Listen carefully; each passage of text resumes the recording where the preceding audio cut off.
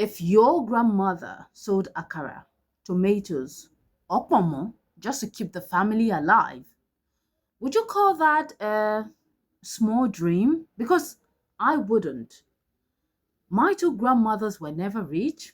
No, they didn't own companies. They didn't have government jobs. They sold momo.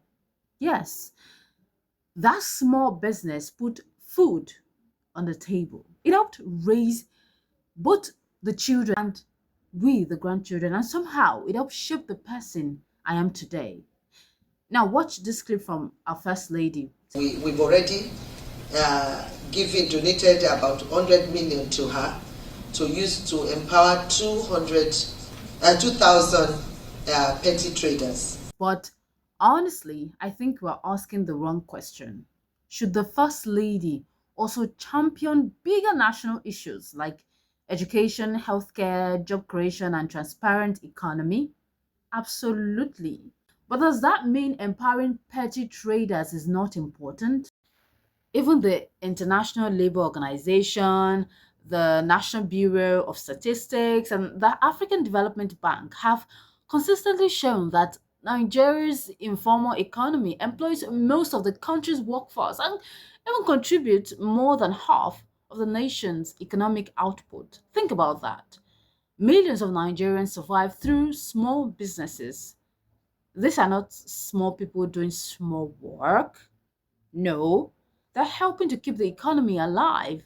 I know because I've lived it. I have lived the reality. Not long ago, my aunt moved into a tiny room with our four children because the cost of rent became unbearable. Inside a room that when it rains, everybody knows what's up. So that is the reality many families face today. So if my grandmothers or yours received support to grow their businesses, do you really think they wouldn't celebrate? Of course they would. Development is not only about technology, billion-dollar startups, or people in air-conditioned offices.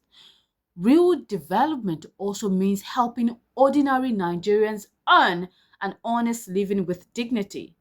That is even in line with the spirit of Section 16 of Nigeria's constitution. And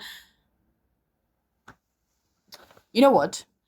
Before I leave, I want you to know this. Don't form an opinion from a 10-second clip. Context matters.